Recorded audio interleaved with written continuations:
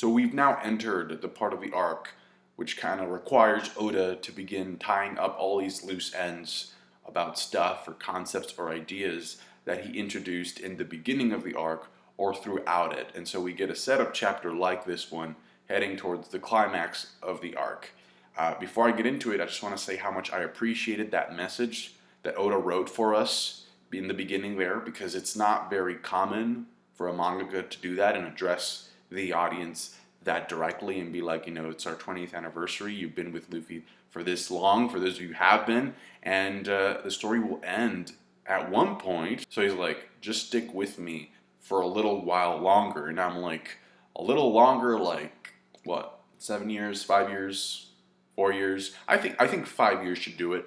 Don't get me wrong, I'll be depressed once that ending comes around and I finally read it. I'll lock myself in a room and won't come out for like a week after that happens. You know, you'll probably have to leave the food outside my door just by knocking on it and just, here's your food. The color spread I thought was really cool, very colorful. At first, it actually reminded me, I don't know if you know this, but a while back, an artist drew a lot of One Piece characters, including the Straw Hats, as characters from Overwatch.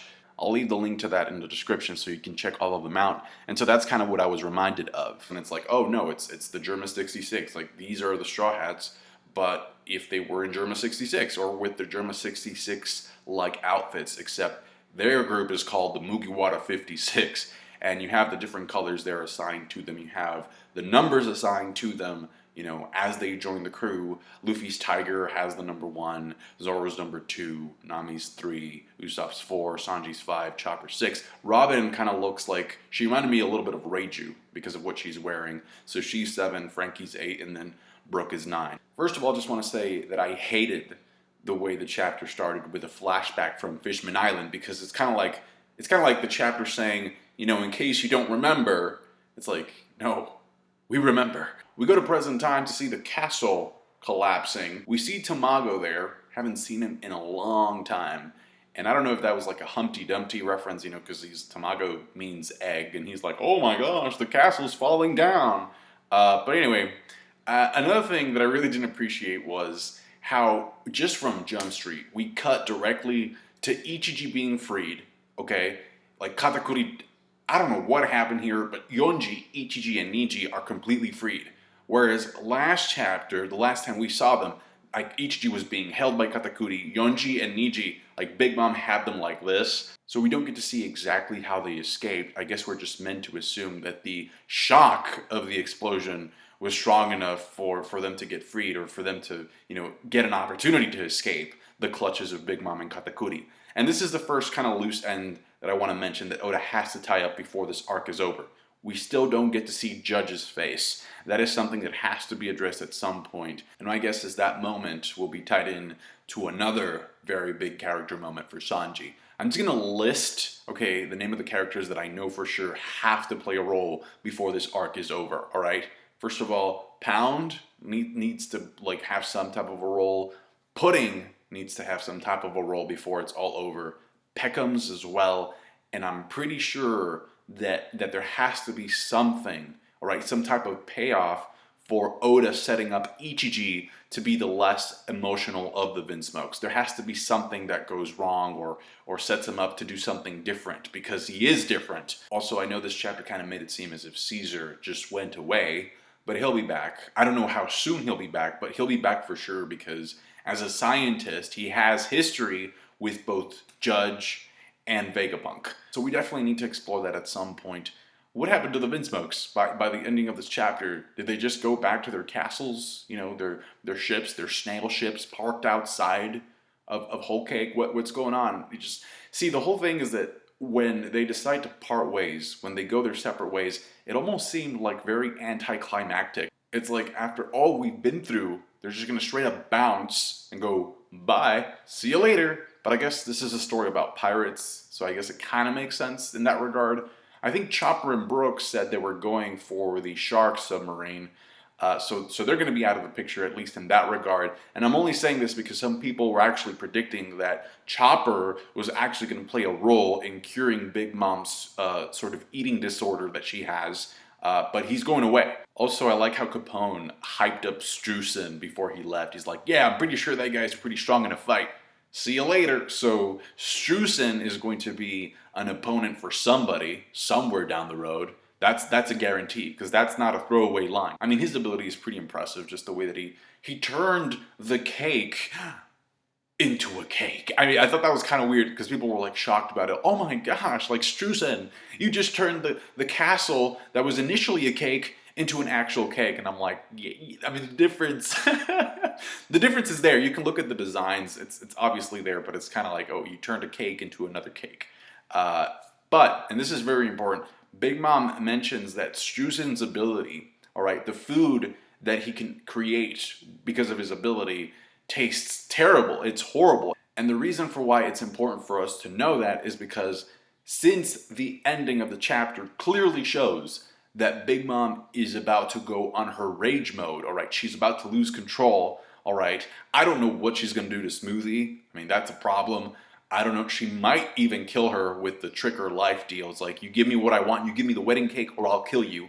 We don't know what's going to happen yet. But the point is, the whole reason for why we had that little panel of her saying Streusen's ingredients are terrible, they do not substitute for real ingredients, is because if they did, people would just say, well, can't Streusen just make her a cake, another cake? Well, no, she's going to go on a fit. She's going to be uncontrollable. This was introduced in the beginning of the arc, and we saw that in the flashback as well. And I do not think that the Big Mom pirates have the resources to calm her down. I really don't. So to quote Morgan's, this is big news. Big news, Instagram spam, all that stuff, right? So what can happen? Well, during the week, I posted this picture of the cover for chapter 420. And I don't know if this was supposed to be foreshadowing intentionally, but if you just take a look at the picture and you see the way that the cake is supposed to collapse, it's obvious now that there is a connection between this cover page and what's going on Whole Cake Island, or what did happen. Then there's another theory that actually came about very early in the arc. It's not my theory, all right? But it basically states that Sanji, because of the whole year of Sanji hype and all that stuff, that Sanji will use his ability, his talent as a cook, all right, and use ingredients available to him with the help, at least, I mean, using some of the help of the Big Mom pirates to cook Big Mom a cake to calm her down, all right?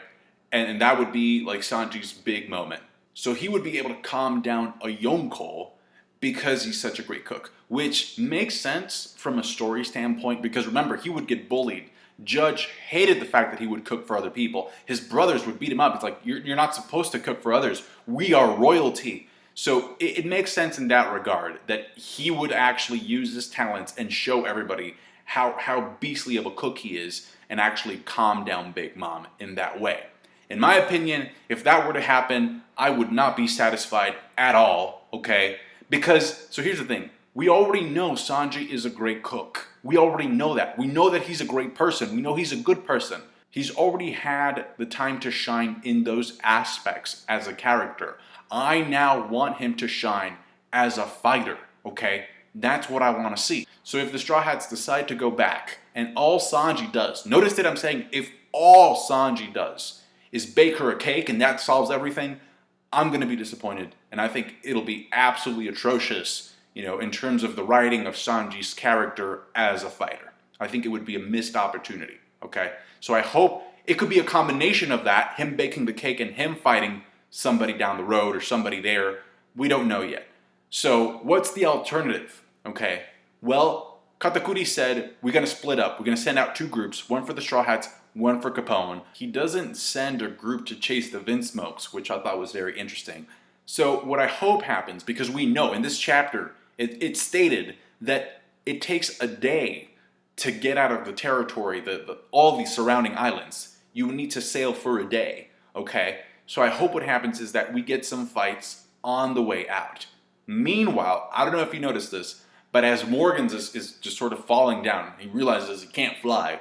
Stussy says, well, she uses Gimpo, you know, the technique from CP9 to kick the air, to walk on it, and she goes away. But she says, if this is indeed the fall of the Big Mom pirates, this is big news. So, here's my idea.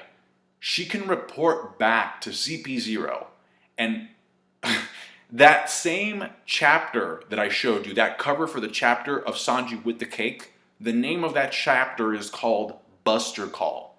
My question is this: do you think that Stussy or somebody who is connected to her has the ability to click that golden Denden Mushi and summon a Buster Call to destroy Whole Cake Island? Because if Stussy thinks, I mean, if this is the end, then this Yonko has fallen, right? Which makes no sense, but if she really thinks that, then it's like, okay, clear this mess up, wipe it out. We got the Marines showing up, just shooting their cannonballs at these islands, just destroying everything. They don't destroy Big Mom, because we know how much of a tank she is, and then she just decides after that, after Whole Cake Island has been destroyed, she just decides to go to Elbaf, because that's literally her last remaining home.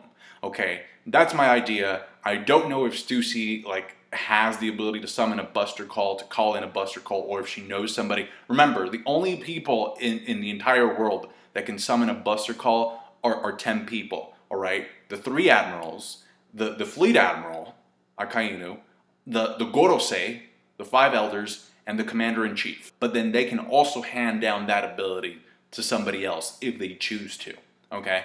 So all I'm going to say is this: it takes a day for the Straw Hats to get away from Big Mom's territory. That's more than enough time for the closest Marines to arrive there if they actually do get called to the island. And just from a very basic storytelling perspective, there has to be a reason, a purpose for as to why Oda decided to include a CP0 agent in the finale of this arc.